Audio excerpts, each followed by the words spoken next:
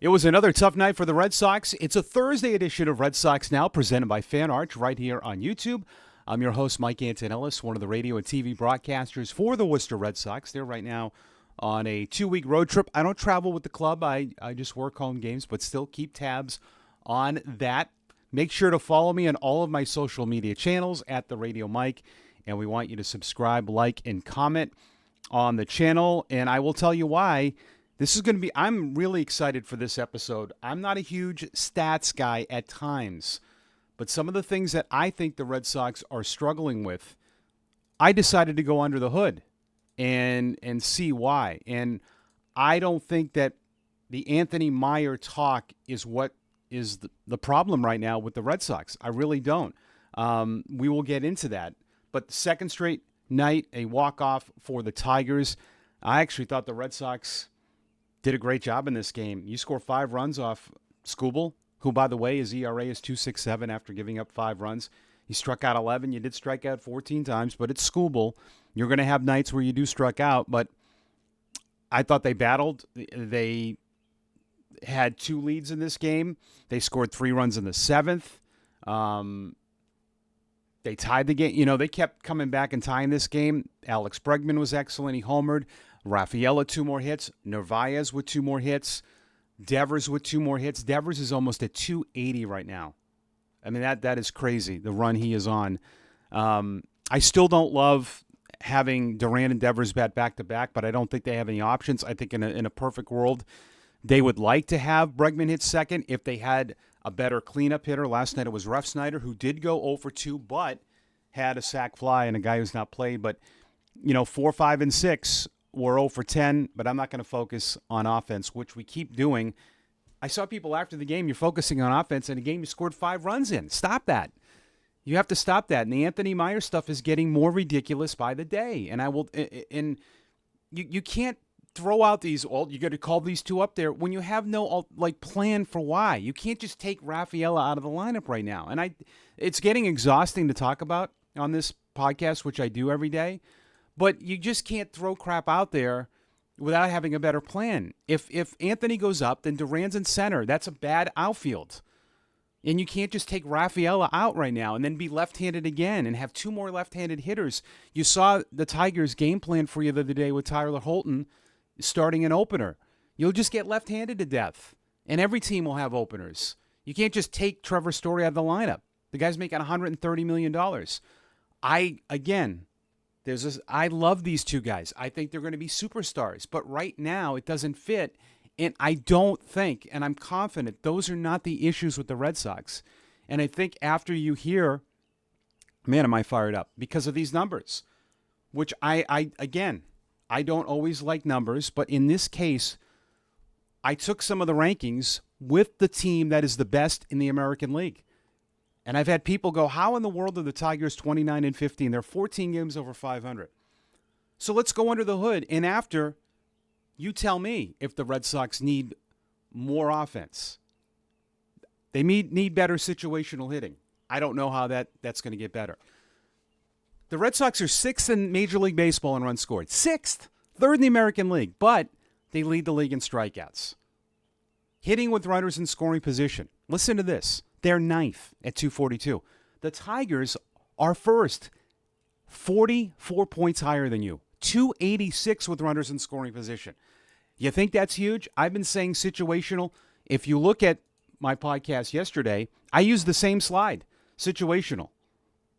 It's the same one because what I'm watching, I can feel it's moments. Situational stuff is what is killing this club.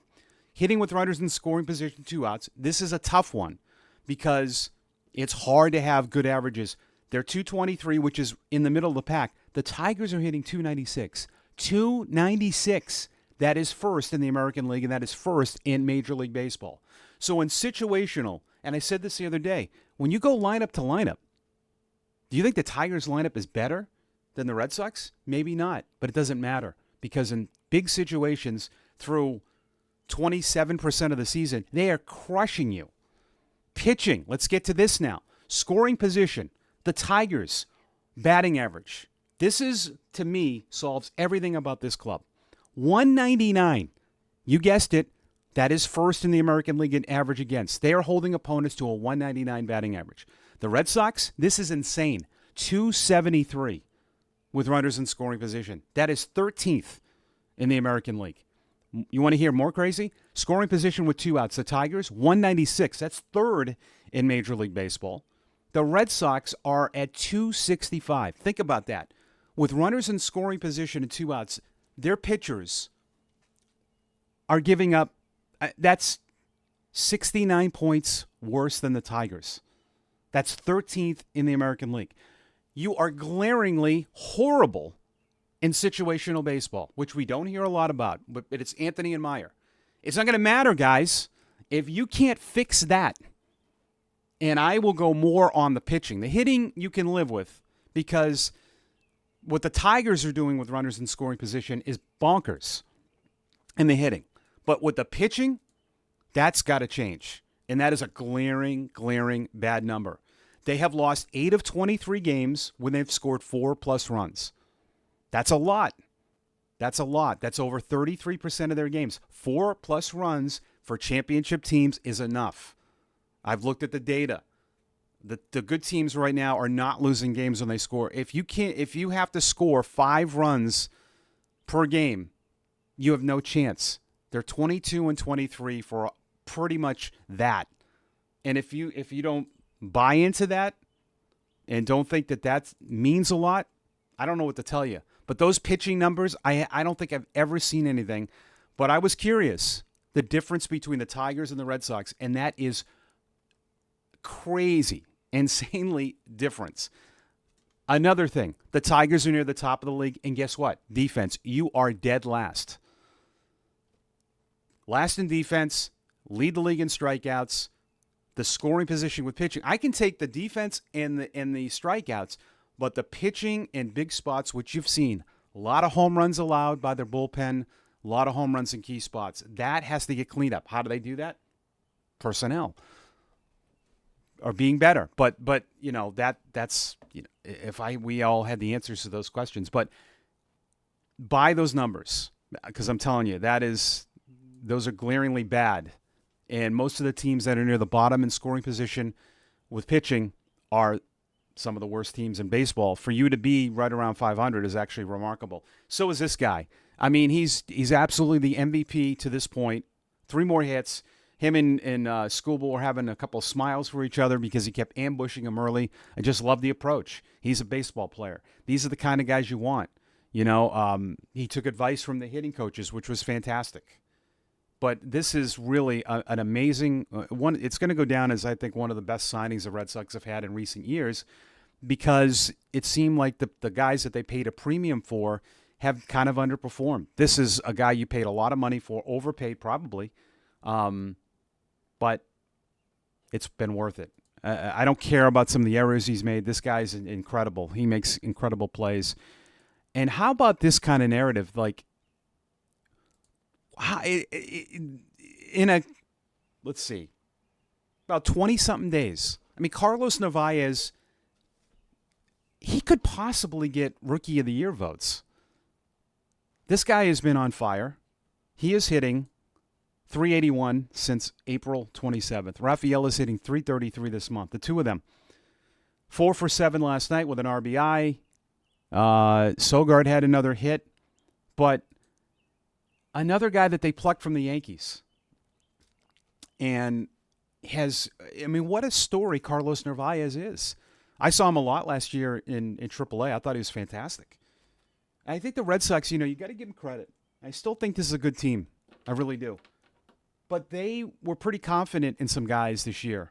A lot of people weren't, I don't think, buying the Christian Campbell thing. But considering this guy has such limited experience and now he's hitting 4th, I know he's been struggling a little bit, but you still have identified that he can play in the big leagues, that Narvaez can play in the big leagues. And even moving Sogard to first base. I love Sogard. Dobbins gave up 5 runs last night. I still love the approach. Justin Wilson, Hendricks, Slayton, all these guys. I know Chapman lost, but a lot of the guys that they've identified, there's been a lot of good stories too on this club, but they got to play better. And to me, it's all situational.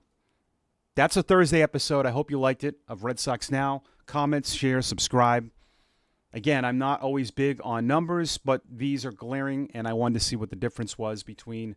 I have privilege of having a stats portal through MLB that the broadcasters get, but seeing what the great clubs and the clubs that aren't, and I could do this for the National League, and maybe we could do that in tomorrow's episode. You let me know, and have yourself a great Friday. It's Red Sox Now presented by Fan Arch right here on YouTube.